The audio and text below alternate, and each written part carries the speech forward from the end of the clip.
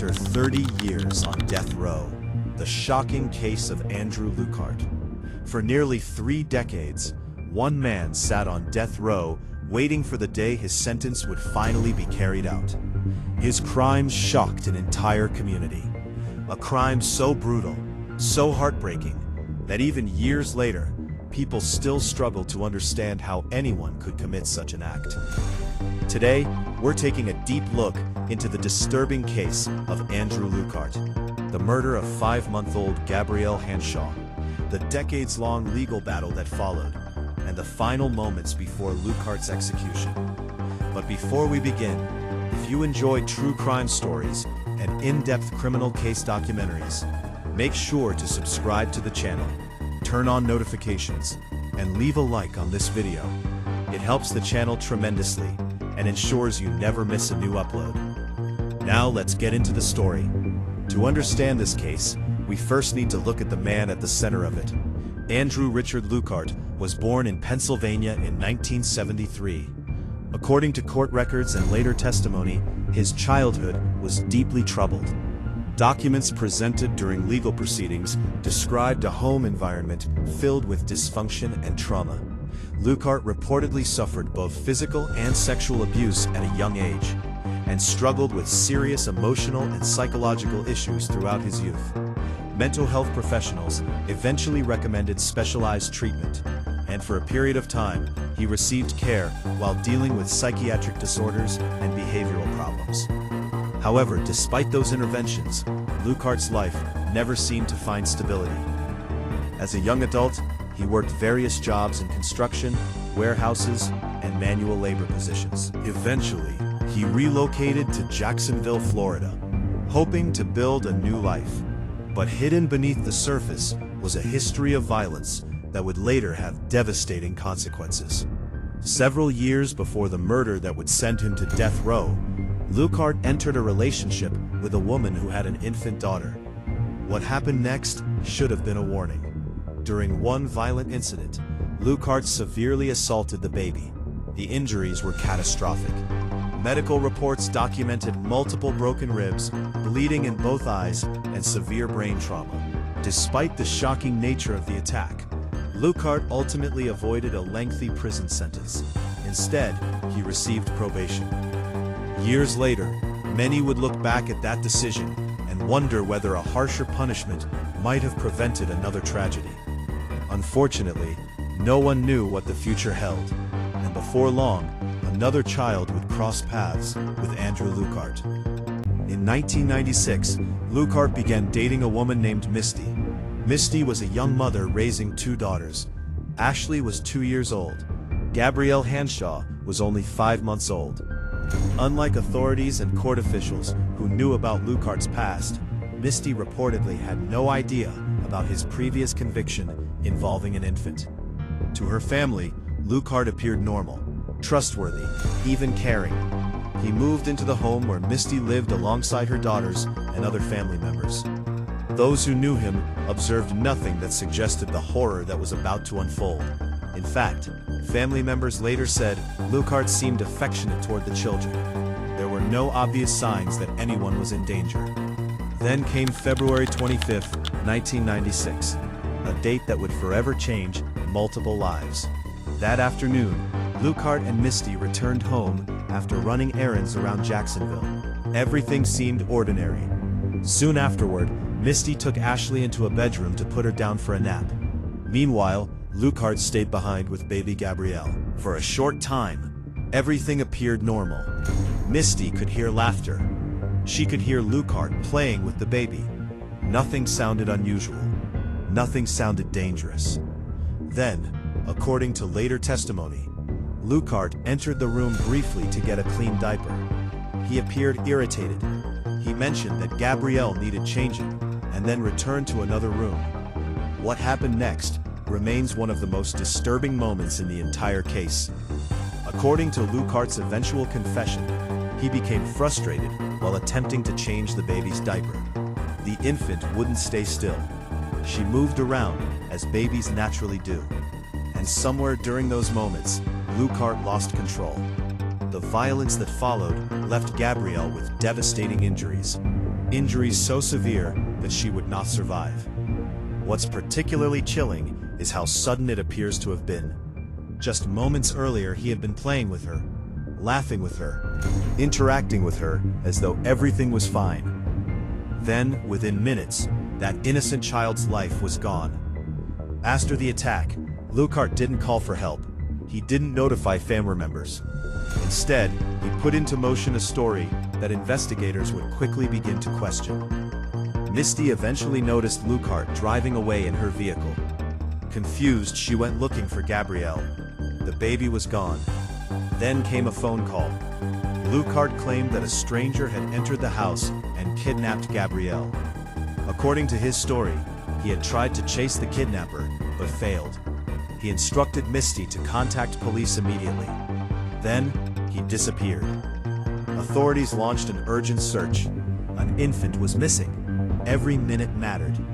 Officers began searching neighborhoods, roads, wooded areas, and surrounding communities.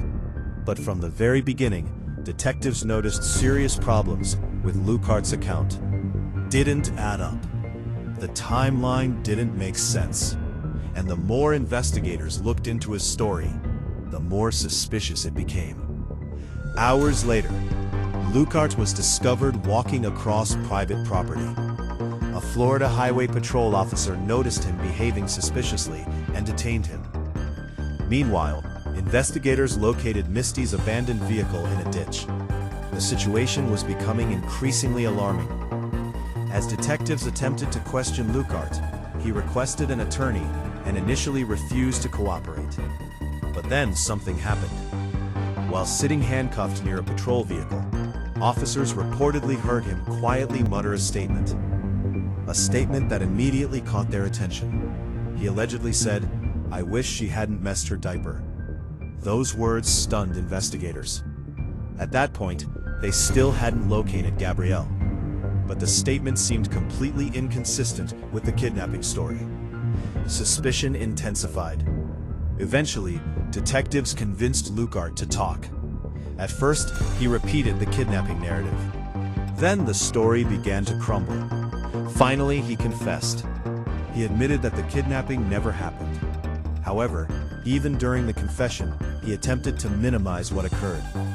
Lukehart claimed he accidentally dropped Gabrielle while changing her diaper.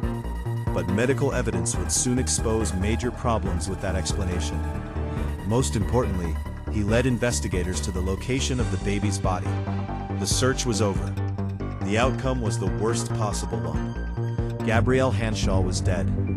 She was still wearing the diaper that had allegedly triggered Lukehart's anger. This case raises difficult questions about violence, accountability, and the justice system. When the case went to trial, prosecutors presented overwhelming evidence. Medical experts testified that Gabrielle's injuries were not consistent with a simple accidental fall. The severity and nature of the trauma suggested intentional violence. Jurors also learned about Lukehart's prior conviction involving another infant. That previous case became a significant factor: sentencing. Prosecutors argued that this was not an isolated incident. It was part of a disturbing pattern.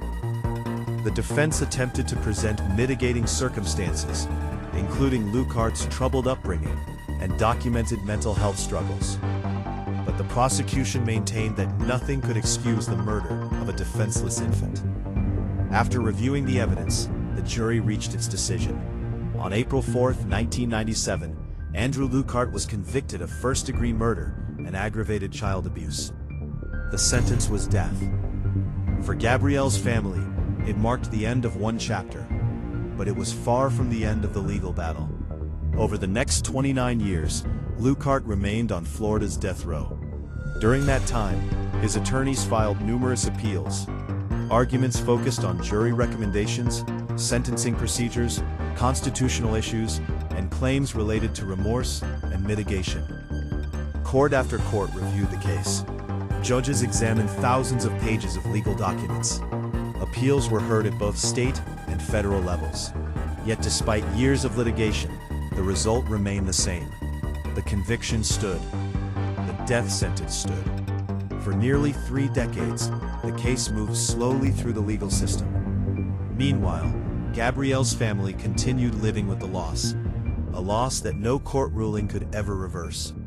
Finally, in 2026, the process reached its conclusion. In May 2026, Florida Governor Ron DeSantis signed Lukehart's death warrant.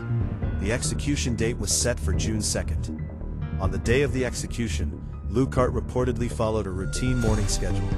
He showered, he ate the standard prison meal, he met with a spiritual advisor. As the day progressed, preparations continued. By evening, he was escorted to the execution chamber. Witnesses gathered. Among them were individuals connected to the victim's family. Execution process began. Minutes later, after receiving a lethal injection, Andrew Richard Lukeart was pronounced dead. He was 53 years old. After spending nearly 3 decades on death row, the sentence imposed in 1997 had finally been carried out.